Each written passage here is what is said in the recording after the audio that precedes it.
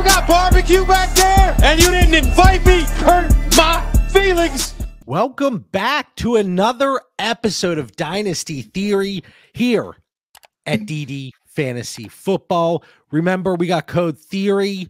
Check out ddfantasyfootball.com. Get 50% off. I think it's either the $15 tier or the GOAT tier. And then we got the link in the episode description below. So when we talk about the War Machine, when we talk about the Trinity tool, we're talking about the Discord conversations we've been having.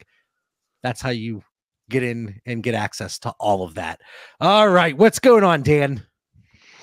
Man, fresh off another wild week 7 of NFL football and enjoying a little heat wave here in northeastern Pennsylvania. It's probably similar to you there in Pittsburgh, JB. So good to see my boys tonight.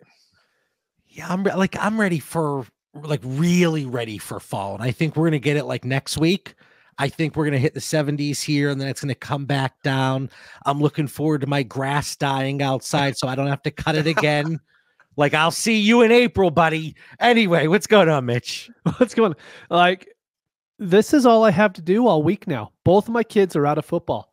When you do that like every single day for 3 months, now we don't know what to do tonight. Like, I came home and the wife was like, hey, what are you doing? I have the podcast, and then we have nothing planned until like Sunday. I'm like, this is an amazing life. I could do this more often.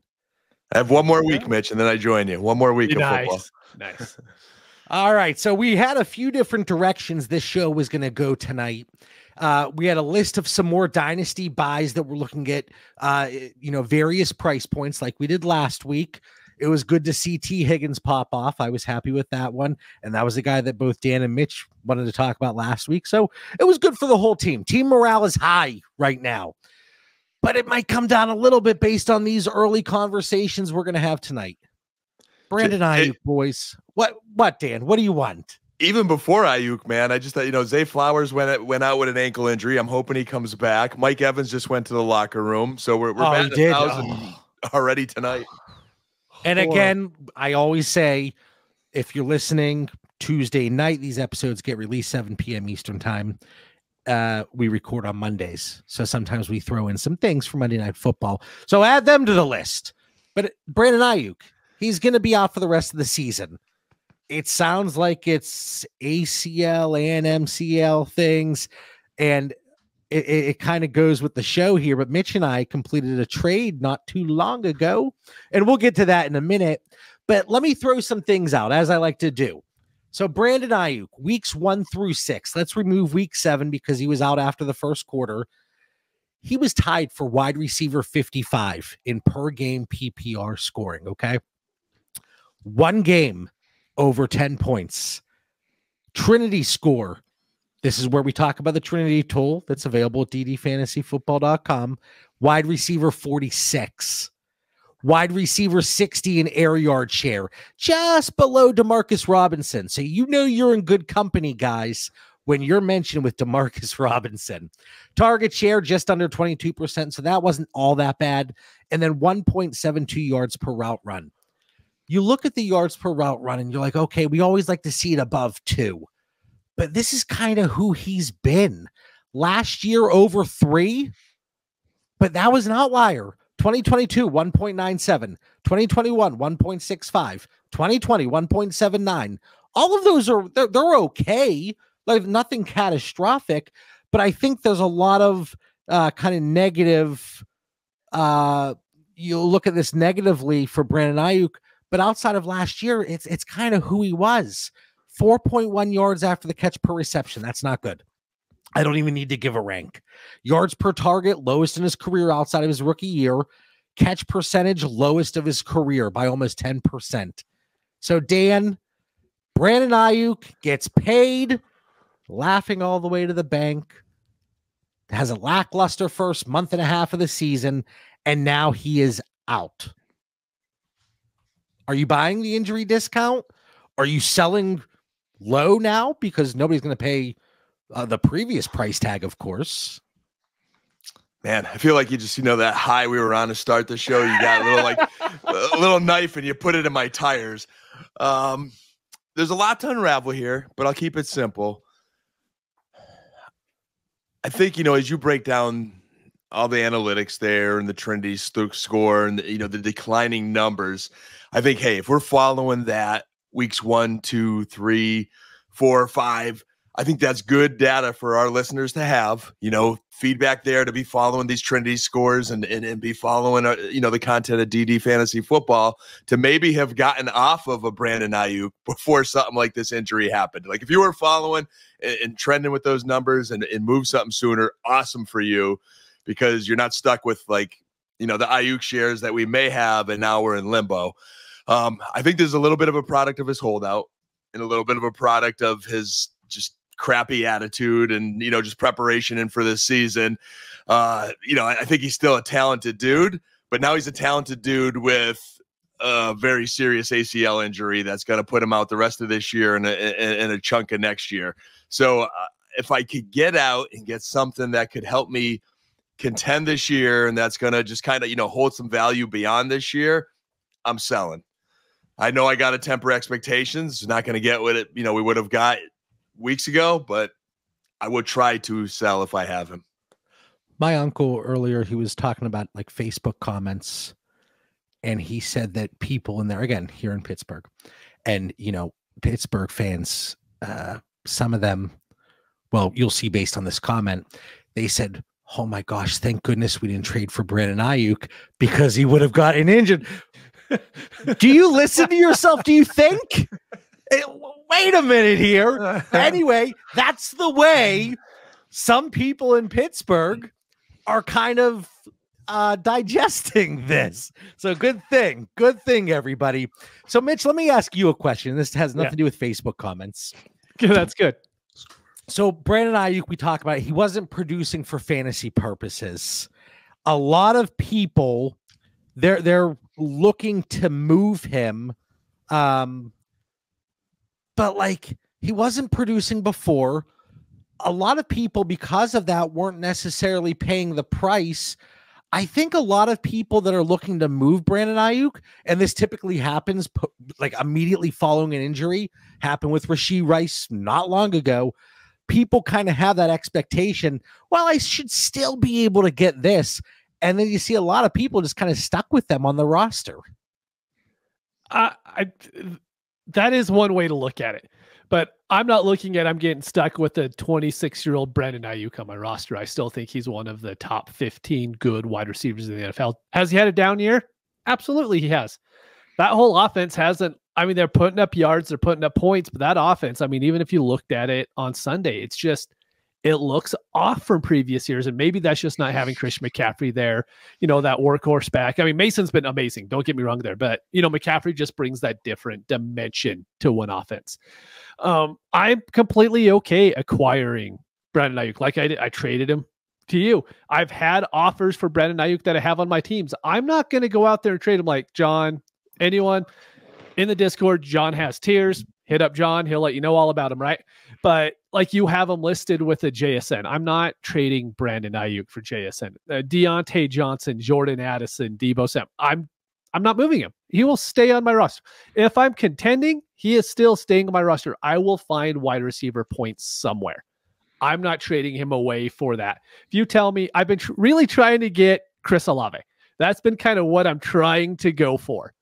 Hasn't happened once. And if that's not the case, then fine. I'll just have him on my team.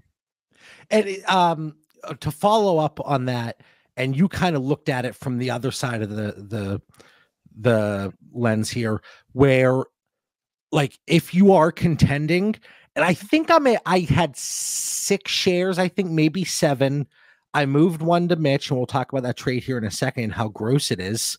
And then there's 2 other shares that I'll be moving tomorrow morning. Well, it would have happened already once everybody listens to this episode, but you can't accept until the week rolls over on MFL. But most of my shares are on teams that are contending. Mm-hmm. So it's one of those situations again where I'm not contending because of Brandon Aiyuk. Exactly. So technically, you could, stick with him, not sell low, and you're probably going to be okay. But I think it's being calculated in the type of move you're making. But then, like, if it is an ACL and MCL, and there's issues on both of those, he's probably going to be slow to start next year. Maybe. And like I'm getting, this is like the Rashee Rice episode all over again, right? And Mitch is always a little bit more willing to go out and test the waters. I'm probably a little bit more willing to move at a discount depending on my roster construction. And Dan, I think it's fair to say, if you're contending, you're willing to move off of these guys. I as you shoo somebody away at the Lamagna household. That was the Lamar Jackson to Justice Hill touchdown fist bump there. A little DFS special as Justice Hill's in some lineups tonight with Zay on the bench. I really needed that. Either shooing one of the kids away, or you have an animal and you're like, get out. Okay, it does happen sometimes. But no, I did hear you there, and I do on a contending roster.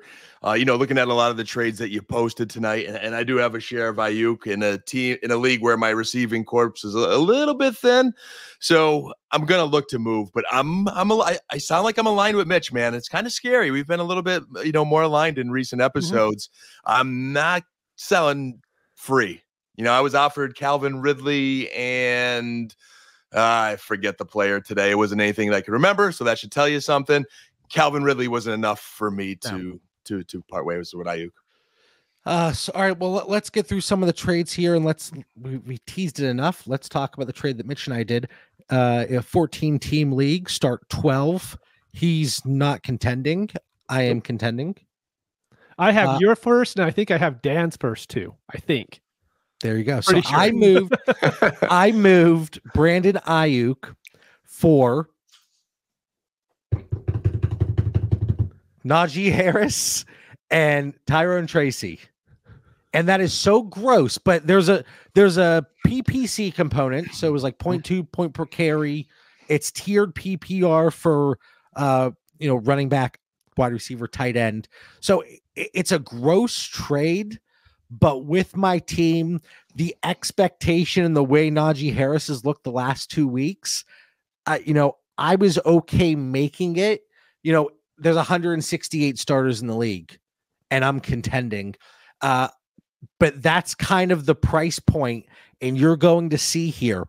That's kind of the price point. If you want to move off of Brandon Aiyuk, it's probably right around that range, to be honest with you. And again, I don't need the comments to tell me how gross that trade is. I know. That's a fun one. I won. That's all that matters. That's a fun one, though. I like that for both of you. I really do. Like I think Ayuk's that, in his prime, talented receiver that once he comes back, Mitch knows he's going to have this, top 20 echelon receiver. And JB, if I'm aligned where I says, hey, if I'm contending, give me some players I'm going to feel good about. Najee's looking really good right now. He's on a contending team. He's going to give you a running back that's going to help you compete this year. I think he has enough gas in the tank where he's still going to be helping you for another year or two. And then Tyrone Tracy gives you that upside guy that just takes the trade over the top enough to say, you know what, all right, I'll roll the dice. So like that for both of you. But is that a realistic expectation that Brandon Aiyuk comes back as a top 24 receiver? I don't think so. Oh. I don't think so. Dude, it's an ACL. Like, we see this every time there's an injury, and we hear, oh, sell this guy because he tore his ACL, and it's like then he comes back 8 months later and he's fine. So like between both of you, Mitch is probably gonna have to be a little more patient than he wants, because we do see those guys come back a little slow from it. So like maybe next year it doesn't happen as quick as Mitch wants. But San Francisco invested him. I mean, they just pay that guy a boatload of money, so they're willing to be patient. It's a good organization. He's gonna be back. So I think Mitch is right, but just maybe not as quick as Mitch hopes. Fine. I'm just saying, I think 2023 is more that outlier season than the norm. Dun, dun, dun. I'm just saying. And just thank goodness the Steelers didn't trade for him, because we didn't want to take on that bummed ACL anyway. All right. So let's see. Dan, Brandon Aiyuk or Michael Pittman, PPR? Pittman's the kind of guy that, hey, stud receiver, even though we know that Colts quarterback situation's a little rocky, so he's more of a stud receiver depending on who's throwing to him. But I would roll the dice with a guy like Pittman I like, and that is healthy right now. Well, sort of healthy. Mitch? Not Pittman. No. No. I'm trying to look. I think he's broke 10 PPR points twice this year. You need Joe Flacco. So one more time than Brandon Aiyuk did. Good. Exactly. I mean, I'm just, no, that's not enough for me. And it's funny because I mentioned the 2 trades that are going to be going through tomorrow morning on Tuesday. One of them is my Brandon Aiyuk for Michael Pittman. And we need Anthony Richardson to frickin' do something here. All right. But it looks so good. Hopefully that turns around here. And if it's not Richardson, let's get Flacco back in there to throw the ball to Pittman, and hopefully he can do something. All right, Mitch, I want to start with you on this one. Brandon Aiyuk in a 25 third for Tank Dell and a 25 fourth. Brandon Aiyuk. He is firm on Aiyuk, JB. I have Tank Dell in that Pittman class there. I will roll the dice on Dell. I know it hasn't been producing, but he's still running a gazillion routes. He's out there a lot. I think it's a matter of time for Tank Dell breaks. Until Nico comes back in 2 weeks, and then all of a sudden Tank Dell isn't even a wide receiver. And I love, you guys know I love Tank Dell. I've always, going back early last season, I love Tank Dell. I want a difference maker if I'm moving Brandon Aiyuk. I align with Mitch on this one. Like, you're not even getting production from Dell right now. Like, as gross as the Najee Harris one is, like, you're getting production. Yeah. And maybe you're not getting production from Michael Pittman as it stands right now, but you're betting on that talent. You're betting on him being healthier than Brandon Aiyuk. And I think early 2025, that Pittman versus Aiyuk could still pay dividends. I just don't know if it's going to be the case with Tank Dell. We had a good list created, but in the back of my mind, I'm thinking Tank Dell could have been a guy I would have put on the list of dynasty buys right now. I like Tank Dell, but if I'm moving Aiyuk, it is most likely centered around something that is either going to give me production or I think is going to give me a good start in 2025, whereas Brandon Aiyuk I don't think will. And I don't think Tank Dell fits either of those. Dan, 2 PPR for tight ends. Mark Andrews or Brandon Aiyuk in a 25 second. Although Mark Andrews did score tonight, two weeks in a row, I lean the Aiyuk side, especially with that 25 second on there. I'll take the young receiver versus the aging tight end who's just not dominating like he once was. Agreed. I'm going Aiyuk. See, I agree here as well. Like, what, 2 weeks ago, you couldn't get a second for Andrews. What if it was Hawkinson? Knowing that he's coming back in a week. Man. I think I would lean Hawk. Okay. I'm still leaning Aiyuk with that second. I think I would lean Hawk in 2 PPR, but Andrews again, like, it's almost at the point it's a free Aiyuk. Mm-hmm. No, it is. Yeah. It's a hammer for me. Mitch, Brandon Aiyuk or Bucky Irving? Brandon Aiyuk. These are trades that went through. These are from DynastyGaddy.com. That's fine. The Tampa Bay running back situation's getting interesting to watch, though. I can laugh at people's trades, John. That's okay. No. Let me kind of give context why I was saying that, just to let the listeners know, and if they listen each and every week, they know that we pulled the trades from DynastyGaddy.com. It's not just an arbitrary Aiyuk for Bucky. So you traded Aiyuk for Bucky. I get it. I didn't. Not yet, at least. So, Dan, where are you going with that? Did you give an answer? Aiyuk. Okay. Dan, Aiyuk or Jameson Williams? Oh, man, it's tempting, but like Jameson's really starting to fit that mold of like boomer bust guy. And I think I'd hold and stay with Aiyuk. Same. And then last one, Mitch, Aiyuk or Dontavian Wicks and a 25 second. Even if you guarantee me that's the 201, I'm not going to do it. I'm going Brandon Aiyuk.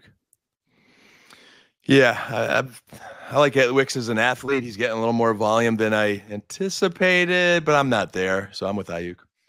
Okay, so I think for the most part, Mitch is willing to trade his house and his family fortunes to acquire every share of Brandon Aiyuk. Also known as Najee Harris and Tracy. Yes, Najee Harris, the Sorensen family fortunes. But like, from my perspective overall, like, it's probably going to be easier, like, to tear down from Aiyuk if you are dead set on moving him. That's probably going to be a little bit easier, or go after a player like Pittman. Maybe something involving a Chris Olave, where you think their value is going to bounce back, their production is eventually going to kick back into gear. But I think it's going to be really difficult, and this stems from a question in the Discord earlier today, to tear up from Aiyuk for a player that's producing. Like, I don't know if you can do, like, would somebody accept Aiyuk in a playoff first for Brian Thomas right now? I don't know if they would. Yeah, I don't think so. I don't, and you're not going to get. They should, but they won't. AJ, you're not going to get AJ Brown in a package. With Nico coming back, you're not getting him. Drake London's been producing. You're not getting him in a package, and nobody above. So it's like you're probably going to have more luck to either do a cross-positional pivot or look to move within the tier and possibly find somebody that's not producing and you think they're going to bounce back. Anything else on Brandon Aiyuk before we move on here? Nope. Well, this next segment is going to be super quick. I don't have any fancy notes. Dan had something to say about this, so I'm just going to sit back and listen to whatever Dan had to say. Oh, well, all right. Well, Deshaun Watson, he tore his Achilles. Dan, when we were, we put together an intro for Dynasty Theory a couple years ago.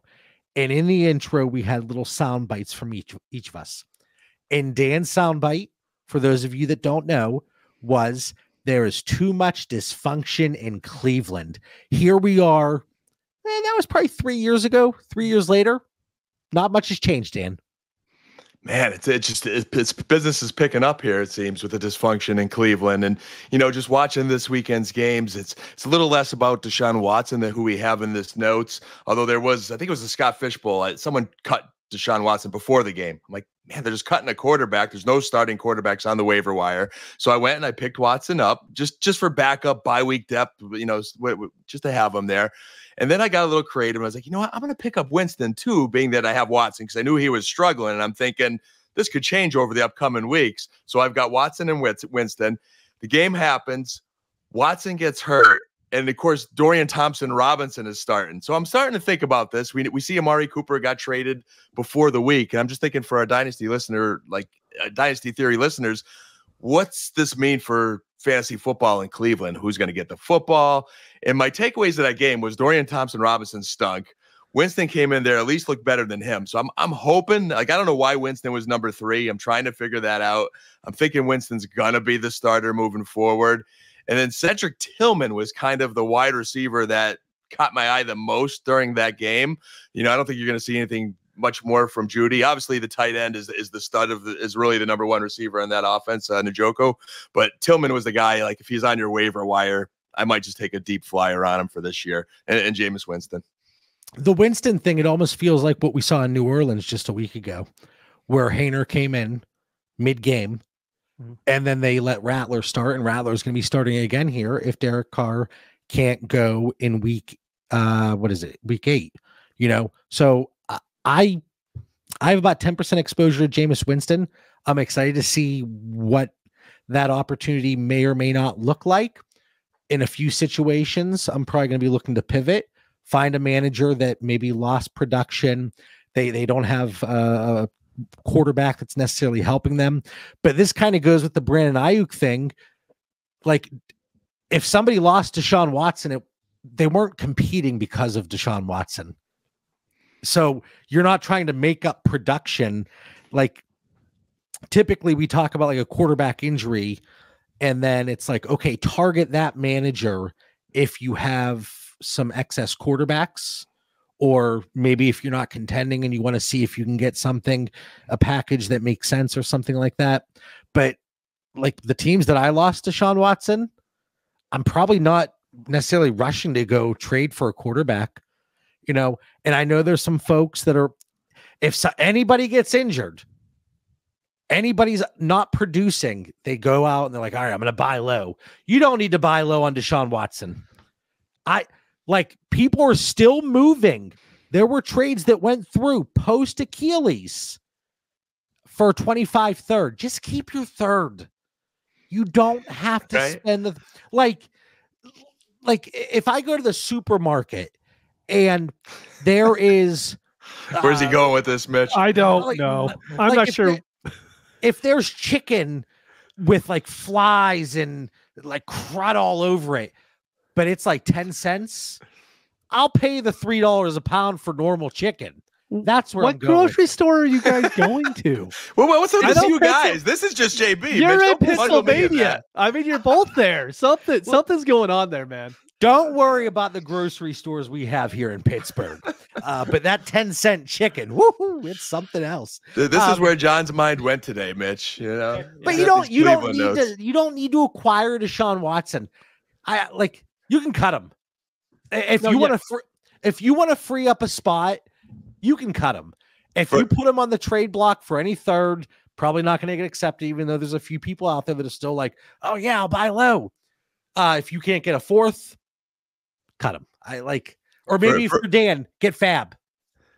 Hey, that's fair. For our listeners, if you looked at our show notes tonight, for every player we're analyzing, John has some amazing, credible analytics. But for Deshaun Watson, you'll just see something about Price Chopper in Pittsburgh. I can't quite explain it, but I like your thinking. I'm out on Watson, JB, for sure. I was before. I mean, here's a guy with multiple knee surgeries, now a third injury. He was playing terrible before the injury. I really hope Cleveland finds their way out of this, and I'm just, put themselves in the quarterback market for next year. Keep losing. A really easy thing. Look, he's not going to start another NFL game. In my opinion, he's done being an NFL quarterback. I think it was pretty close to already happening this season without an injury. Now the injury just made the decision even easier for the Browns. Everyone's like, how are they going to get out of this? They're just going to draft like a second or third round quarterback, play him, and they don't have to pay him anything, and then they could keep the contract there and still have a starting quarterback. Like, this isn't like, oh, this team is absolutely doomed. It's just like, no, they're not going to go out and try to get another free agent quarterback. They're just going to go draft a cheap one, and then they'll start him for 4 years, and then within 2, that Watson contract will be over and it'll be okay. Like, I just don't see him playing. If I'm in a league and I need Fab, and someone offered me like 30% Fab, I'm like, okay, Watson is yours. Here, this is impromptu. I'm going to put you two on the spot, and you can both plead the fifth and not say a word, and we'll move on. Do either of you have thoughts that you want to share on the fact that Browns fans were cheering when he got hurt? I'm completely okay talking about this. Dude, like, the NFL is a game that is paid by fans. It's paid by viewership. It is paid by sponsors. Fans are in the stadium paying to see the game. That's how the players get paid. If they want to boo, they can boo for whatever reason they want. Don't throw things on the field. Don't affect the game in any way besides cheering and booing. Players cannot tell fans, hey, cheer for us when we're good, but when we're bad, you're not allowed to boo us. I'm talking more about cheering when he got injured. I know, I'm getting there. Oh. But it's the weakest thing ever, right? So players, like, you're out there, you're on the field, the fans can do whatever they want because they pay the money to get there. NFL games are extremely expensive. So if someone who has been accused of over 20 sexual assault has 20 sexual assault claims against them and settled, if fans want to cheer when that dude gets injured, so be it. Look, I didn't feel bad when I saw it, and I don't mind saying it. Yeah, I think there's a big difference of cheering on an injury, because I know Mitch is a dude of high moral, ethical compass. He keeps me in line if I'm getting out of it. But when I think it does come with someone with the history that he does, criminal history, you're going to get that. You get a guy who's got this bad background. He's not the same Deshaun Watson personality-wise that he was in Houston, doing all that charity work. Like, I don't know what happened with this guy, but he went down this wrong end, and his production's as bad as the off-field stuff. So I think it's just a very unique situation. And again, where Cleveland was going at the end of the game, talking about his high moral grounds and compass and stand-up behavior on and off the field. I'm like, what are they talking about? Like, at least if they took some ownership and say, hey, the guy's trying to change his life around. But we never even heard Deshaun Watson have any remorse. So I know we're getting down a little rabbit hole that's not normally, dynasty analytical football, but there's a lot of red flags here and no production either. No, I'll say this real quick. This isn't anything against the Cleveland franchise either. Like, they made the decision, whether it was right, wrong, or indifferent. You could have your take on that, right? But my hope is they get a really good young quarterback in that could lead this team to some wins. Like, this isn't me hating on the franchise, hating on the fans, hating on the players that are still on the field, no matter what they said. Like, I want every team to score a lot of points. That's all I care about. Like, I want them all to score 45 points. Deshaun Watson isn't doing that. I honestly don't think Winston's going to do it. I think that offense is in for a tough run. I think Chubb is actually a decent get right now because I think you get him for really cheap. And he had a lot of use in his first game back. So if that's the case, my biggest takeaway here is you should go out and acquire Njoku. And Nick Chubb isn't a bad guy to get if you're willing just to go out and pay. I mean, I probably wouldn't give a second for him at this point, unless it's like it would have to be like a 16-team league second sort of thing. But I'd give a third for him. I'm willing to trade a younger player that I don't really like for him. I'm willing to go get those two pieces. Jerry Jeudy's done. I don't think he's any good. And so, as far as the franchise goes, hopefully they go and draft someone young, and then all of a sudden we could see improvements there. Yeah, DTR, he's banged up a little bit. There's talks, he would get the start if he's healthy. And I said in the Discord, if he gets a start, it's going to be his last. Yeah. If he looks anything like he did when he came in relief, holy cow. But I did want to bring up, and again, it's not dynasty fantasy football related, but, despite being the dynasty crazies that we are, there are human elements to all of this. I wanted your honest opinion, because you hear people,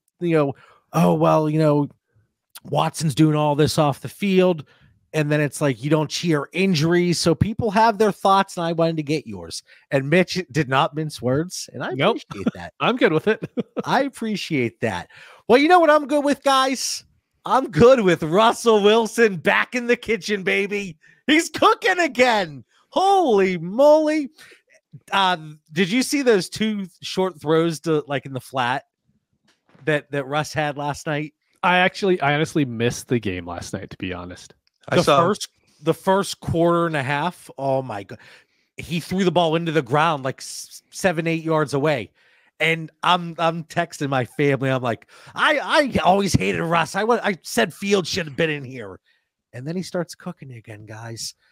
What are your thoughts here, Mitch? We'll get to trades in a minute, but Russell Wilson, do you think it's just kind of a one-off situation here? Do you think he can continue this? What are your thoughts? No, I think he had a great game, right? It was great. It was against the 2-4 Jets at the time, now the 2-5 Jets. It was a good game. He ended up was he the number one overall quarterback? He was top 5 for sure. He was number one. And especially the first half, it was ugly. It kind of, I think completion percentage was 67% in the second half. So it was ugly at times, but he definitely mellowed out a little bit. I think he is a fine starting quarterback. Am I willing to go out and acquire him?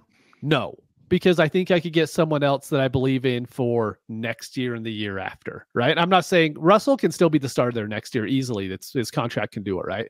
But I think I could go out and get, just looking at your tiers, John, it's, let's say David Carr, or David Carr drink.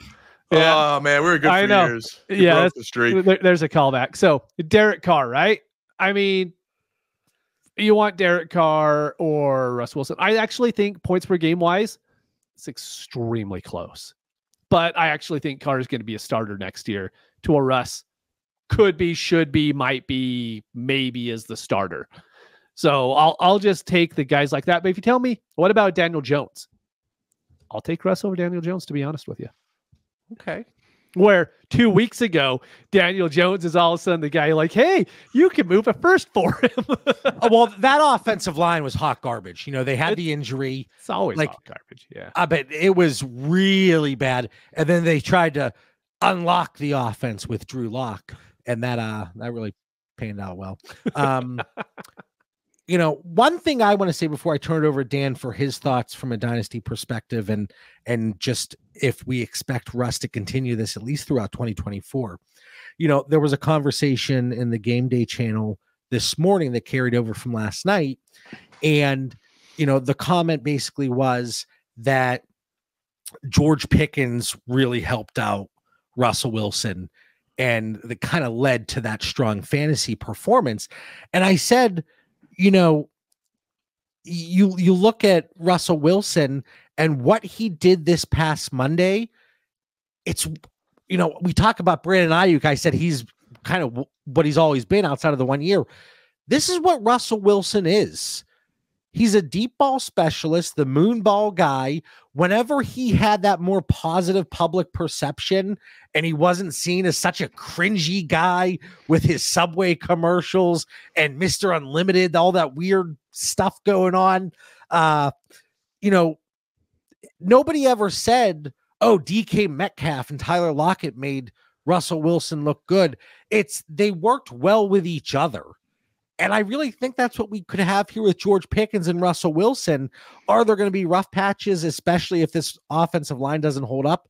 Yeah. But I think it's very unfair to look at what Russell Wilson did in his first game back here in week 7 and say, well, it was really only because of George Pickens. He put Pickens and Freiermuth at times and Van Jefferson in positions to be successful. So that's my thought on it. I think it's a two-way street. It's not a highway and a bike path, in the words of Vince Vaughn from Couples Retreat. Terrible movie, but I love it. And John is not biased here at all on any of this, just so everybody knows. Well, no, but I still have like Russell Wilson, very late second value. Like I am not advocating for going out and paying a somewhat inflated price for him. So I want to make that very clear. But I just think it's a slight to Russell Wilson to say that was only because like he put Pickens in a far better, and you can tell I've been stewing on this all day, guys. You're ready. JB, how many shares do you have of your 100 dynasty teams of Russ? 80. I'm at 29% exposure. That's a high percentage for all the teams you have. And I know that offhand because I pulled it up in the midst of that conversation. And like, it was a completely fair comment by the Discord member, like completely fair comment, because I'm not sure, that's probably a majority of folks thinking that Pickens really, made him look competent. You see how JB's just glowing tonight, Mitch? The hair's a little fancier, the smile's a little bigger.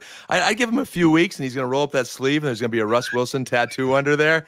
I see where we're going. What do you mean? I have it on my stomach right now. That's a future episode. Bonus content after, maybe. Dynasty Theory After Dark. All right, so before we get into the trades, Dan, what are your thoughts on Russ from a rest of season perspective? And is there anything left in the tank, do you think, beyond 2024? So I'll keep it simple. Like, I would just keep in context for anybody who's like on that high that JB is from last night, that we're not surprised Russ could throw better than Fields. So there was a higher expectation, I think, even going into the game, and he showed that. He gets George Pickens involved. So I think George Pickens is the biggest beneficiary of this trade. We saw that last night. But, I think the Jets had no tape on the Steelers, Russ. The Jets are a hot mess. So I think some of that gets a little inflated. Like, I think there'll be some tough matchups that Russ will have his struggles moving forward. But regardless, he can win with the Steelers. It's a well-coached team. There's talent around him. I think he does enough for your dynasty quarterback room that, but I guess, Mitch, you're comparing him to Derek Carr. I think he's right there. Like, there's a role as your quarterback 2 on your roster in dynasty. He's probably a little bit more stable than the Danny Dimes, where we're just not sure what that's going to be next year. I think like Steelers are in contention, so they're not getting anywhere sniffing near a draft pick. and they've got some, some investment in him. So I think you're good with Russ for the rest of this year, most likely next year. And then you kind of just see how things go. Well, we'll see if he gets extended, right? Like the contract's up here. So, that is wishful thinking. We'll see if he wants to play on $1 million contract again next year. That would be delightful. But all right, Mitch, let's start with you. I kind of went real quick before we get into him. The only thing I'm going to say is I know we're going to see it on Twitter this week. George Pickens isn't a buy low. There's no buy low that's going to happen with George Pickens after this. His price is already really high, and it's just getting higher now. Anyone who had Pickens loves Pickens. We've talked about this many times before. So, I know we're going to see it. You just can't go out and buy low before Pickens takes off, right? I mean, it's a buy high, and it's going to stay high for the rest of the season now. That's kind of exactly my thought when you mentioned that you want to talk about Drake May, which, maybe we'll get to that in the future. We probably won't get there. But I told you that was there was something I was going to bring up. And it's if you had Drake May, this is what you're waiting for. So there's no buy low. You got to buy high if you want them. So maybe next week we'll go back to a buy high episode. A side note before I lose the thought, because I will lose it, this Chargers game tonight, Simi Fehoko and Jalen Reagor are some of the main guys catching the ball tonight. Rager's the leading receiver right now. Man, this is bad, but that's it. I just had to throw that out there. Side note on the side note, I am so tired of 2 Monday night games. Stop taking games. What'd you say? I hate them. I was ready to fight you because I thought you were going to say you liked it. Stop taking games away from the 1 and 4 o'clock slate. I don't want to see kicker interviews on Red Zone. No offense, Linda. No offense. All right. So we're going from highest to lowest here. Mm-hmm. Mitch, 12-team Superflex. Russ for a 26 first. Russ. Just kidding. 26 first. I was like, what? I was waiting for the facial expression. There wasn't anything there for a second. I got worried. If my quarterback 2 is at risk, nope. You don't consider Russ. If you don't have a quarterback 2, you lost Deshaun Watson this week. You have no quarterback 2. This is a 25 first. This is a 26 first. How much more expensive is a Geno Smith? I honestly was thinking Geno Smith. I'd rather pay a little bit more for Geno Smith than ever give up a first for Russ. That's true. Someone's always willing. It was 26 first, so I wasn't sure. All right. Well, I couldn't let it slide. I couldn't market check there on the late. All right, Mitch. Russ for a 25 second and 25 fourth 12-team Superflex. Team dependent on that one. If I need a quarterback, then I'm okay with Russ. If I don't need a quarterback, I'm taking that second. So you pass up the Pittsburgh Steelers starting quarterback who just had a good game for a second?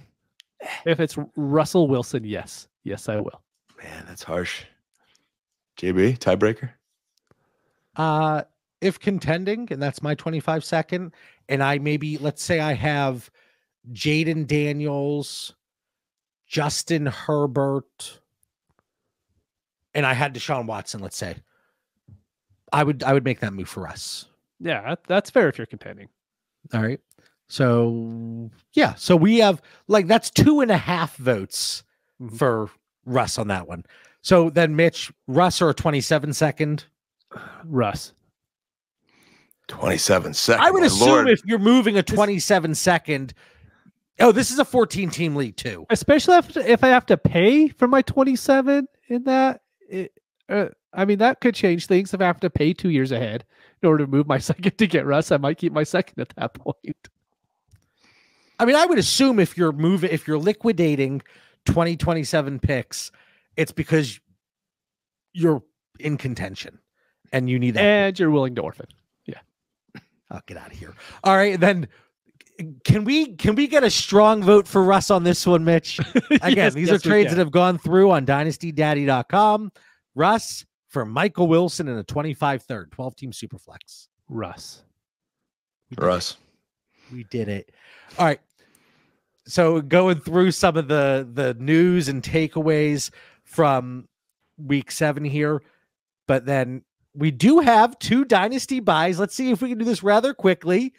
Mitch, you have one guy that you want to get out there and buy right now. It's Xavier Worthy. He went out and had John was nice enough to do the notes for me because I was at work all day. I'm like, dude, I don't have time to get all the stats. So he went out there and grabbed for me, which is awesome. I mean, his air yard share is horrible. It's 13%. Is that really 0.731 yards per route run? That is terrible. And what do I have in parentheses after? Vomit. Yeah, I mean, it's awful. And he's 11th the target share at 30%. But that's the thing. Like, he's going to have a lot of targets in this offense. Mahomes hasn't looked good. Mahomes, I guarantee we would like Worthy a lot more if Mahomes would have connected on that 60-yard pass they were trying to throw him yesterday. It didn't happen. That's what happens with these guys. But I do think Worthy is going to get more and more and more involved as the season comes. Maybe he's not a great play week 8, week 9, week 10. But when the playoffs start, I want Worthy on my teams because I do think he is going to be a league winner. I've said this for a couple weeks before when we were talking about him, and now I'm willing to go out and get him because he hasn't performed enough. So I really think you could get him not at an elevated cost because he didn't go boom right after Rashee Rice was out, right? So I do think it's a really good chance to go out and get him now. Yeah, Dan and I think we're a little skeptical here. But this has been a player, full disclosure, and anybody that's paid attention, this has been a player that Mitch and I don't want to say we've butted heads on, but we've disagreed on Xavier Worthy. Yes. All the way back to the early draft process. Weeks 1 through 3, Xavier Worthy had 2 receptions per game. In every game, not per game, in every game. Weeks 4 through 6, he's had 3 receptions in every game. So next week, do you think we could see 4 receptions? Yeah, what happens if he gets 4 receptions, but he gets 80 yards off of it because one of them's 30-yard pass? Then all of a sudden, it's just trickling up. Look, these rookies get better later in the year. That has been proven over and over and over again. You don't want rookies for the first 6 weeks of the season. You want the rookies for the fantasy playoffs, especially good rookies on what. Look, I know we don't love this offense. Patrick Mahomes is a good quarterback. He's even good for fantasy. I don't care what anybody says, right? But no, I'm just playing around with that. But, dude, get Worthy on your teams. Who else are they going to pass to? Juju's out for like the next 2 weeks. I haven't really seen a difference between McCole Hardman or Xavier Worthy personally watching these games right now. McCole actually looks a little better than him personally, but I know it's, he's got a little more experience, so. I played basketball with him, so I know him a little bit. But get out of here. I did want to look, Mitch jumped off the feed here. I'm done. Mitch, you talked about the 13% air yard share. Not great when you look at it from a usage perspective and the different metrics and variables that kind of roll up to the Trinity score. But that kind of ties into, and I thought this was very interesting because I was digging into Mahomes a little bit. He's at 5.6 air yards per attempt. Okay. Every single season, excluding 2018, because he played 1 game, he has decreased. So starting in 2019, this is air yards per attempt, 8.8, then 8.4, then 7.3, then 7.2, then 6.5, 5.6 now. Next year, we're probably in the 4s, guys. By the time he retires, everything's behind the line of scrimmage. Like, that's the rate this is going. But hopefully they open things up a little bit. Dan, I want to start with you. Xavier Worthy in a 25-second or Devontae Adams, 12-team Superflex, start 9, half PPR. Hey, JB, my rosters are contending, and I need a little production beyond McCole Hardman, who I could pick up on waivers. So I'm going to go with Devontae Adams. Because Adams has been great. Yeah, I'm going to go Worthy in the 25-second here. He looked good in that New York game, Adams. They need a little time, With go ahead. You're good. Go. No. I was just going to say to our viewers, drop in the comment. Let us know. Drop in the comment section if you are looking to acquire Xavier Worthy, if you're Team Mitch, or if you're not with him, you're against him. It's just if you have Adams, you know you can't get a first for him. You will never. He could go and get 300 yards for the next 2 games. You're not going to get a first for him. And so you're getting a 25-second already. Let's just say it's mid. And Adams is probably worth the 202 or the 203. Worthy is such a good add on top of that I think it's worthy about every single time. It's a start 9 league, though. So, like, I'd just rather Adams in that start 9. All right. Next one, Worthy or Addison? Mitch? Worthy. Addison. Mitch? Worthy and a 25-second or DK Metcalf? DK Metcalf by a lot, to be honest. Whew, I was a little worried with you, Mitch. Worthy and Bucky or a 26 first? Worthy. 14-team Superflex PPR. Worthy. And it's because of that 14 team. I want the 26 first. I want to get a stud in 26. And like if it was a running back that I believed in, I wasn't high on Bucky going into this season. Worthy's like a nothing. So give me that 26 first. So Russ over Worthy and Bucky. Just going back to the previous one, we're talking about Russ and a 26 first. If you need a starting quarterback at Superflex, I have a chance to get a Steelers quarterback for a receiver that's not playing, and I'm just keeping track. A second. Keeping track for all of you listeners at home. All right. And then Xavier Worthy or the 25 first, 12-team Superflex PPR. 25 first. Thank you. Yeah. I agree there. Now, I'm going to go through this very quickly. A guy that I think we should all be looking to acquire, Romeo Doubs. I don't want to say I had him in green on the Dynasty Theory tiers throughout the entire offseason, and I was called out on it in our Discord, but I had him in green on the Dynasty Theory tiers for the entire offseason.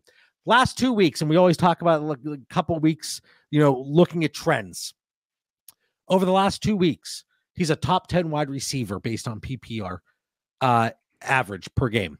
Trinity score wide receiver 14, 47% air yard share. That's 7th over the last 2 weeks. 21% target share, 2.3 yards per route run. Maybe this is a squeaky wheel gets the grease, but this dude came back from his 1-game suspension and last 2 games have been great. So Romeo Doubs, I think he is still, I know Mitch is team Jaden Reed. I know that. And he's rubbed off on me. Jaden Reed, he's been moving up the tiers for me as well. But if you're looking for a cheaper option, I still think you can go out and get Romeo Doubs at a very reasonable price.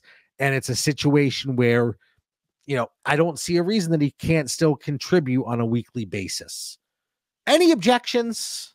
Nope.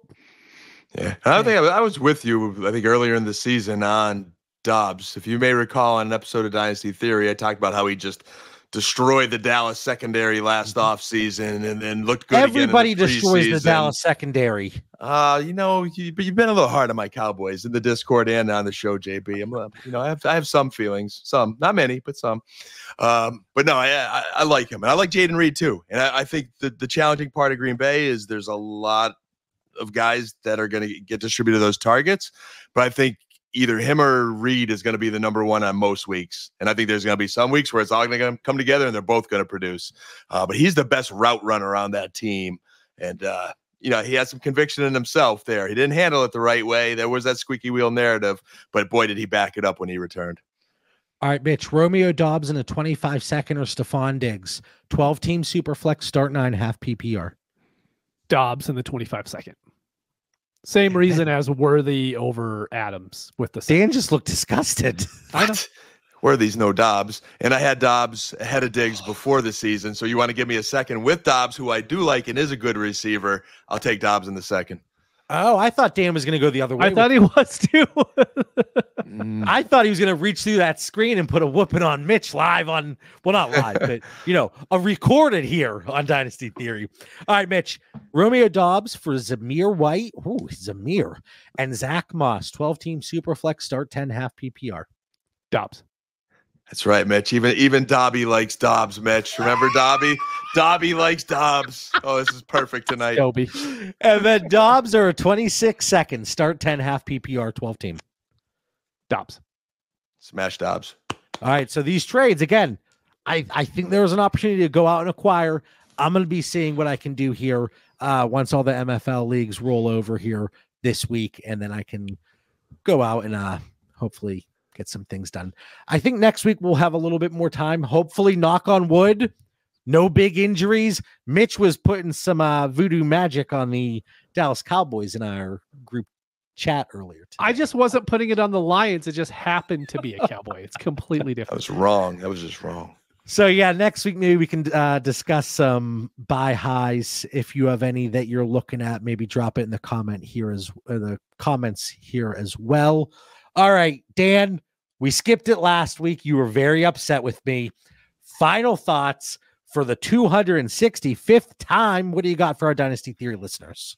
Man, you built that up a little too much, because last week I was like loaded with the final thoughts. This week a little less, but hey, we're just back to our normal schedule. No more London games, so you don't have to worry about managing those in your lineups. And I think these two Monday nighters should hopefully go away, JB. Just, take a little analyzation of your dynasty rosters there right now. We're 7 weeks in. We have a good idea whether we're contending or pretending. Hop in the Discord, talk to Mitch, John, and I. Let's just see if, Xavier Worthy, Romeo Doubs, who the best pick is. We all know it's Doubs. Okay, Analyzation is actually a word. I thought I never doubted. Right there with hopium, baby. Right there with hopium, JB. That's why I was like, analyzation. All right. So Mitch, final thoughts. I know you said pre-show you didn't really have one, but were you able to maybe get some analyzation here throughout the episode and get something together? Well, honestly, I had one. And then we started top out analyzation, and then hopium, and then copium went in my head. And now I have no recollection of what I was actually going to say. But it was a good one. But yeah, it's gone. It's past. Well, maybe you could get it for an opening thought for next week's show. Oh, I know what it was. Oh, listen to Winning the Week. It is the sit start show. I did that on purpose, John. That we do on YouTube every Sunday. It starts at 11 a.m. Eastern. We're on there for an hour and a half every day. We do, at least 100 sit start questions a week. We do underdog picks. We talk a little DFS, not a whole bunch, but it's really good to get your head in the game for what's going to happen on Sunday. So please listen. We had a ton of people watching this past week, and we just want to continue to grow. So check it out, please, on the YouTube feed. Yep. That's only on the DD Fantasy Football YouTube channel. Like Mitch said, 11 a.m. Eastern time every Sunday during the season. And it's a fast-paced, fun show. We get really in depth with the dynasty discussions here on Dynasty Theory, but on that, it's boom, boom, boom. It's rapid fire. We get some trade questions every once in a while. We just get some random general fantasy football questions. Like somebody had asked about the auto sub feature and just what our thoughts were on that. So it's a fun show. It's a hodgepodge of things, but primarily focused on everybody's start sit questions. For Mitch Sorensen, Dan Lamagna, I'm John Bauer. Make sure you hit that subscribe button to DD Fantasy Football. Hit that like button on this video. It helps us out. And then use code THEORY. Click the link below. If you want to check out the Trinity Tool, the War Machine, get in the Discord. It is a fantastic community. I don't know if I said I'm John Bauer, but we'll catch everybody next week.